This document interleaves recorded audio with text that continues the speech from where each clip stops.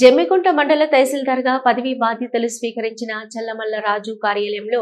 యువజన కాంగ్రెస్ జమ్మికుంట మండల అధ్యక్షులు బొడిగె శ్రీకాంత్ ఆధ్వర్యంలో యువజన కాంగ్రెస్ కమిటీలు మర్యాదపూర్వకంగా కలిసి శుభాకాంక్షలు తెలపడం జరిగింది. ఈ సందర్భంగా జమ్మికుంట పట్టణ మరియు మండల ప్రజలకు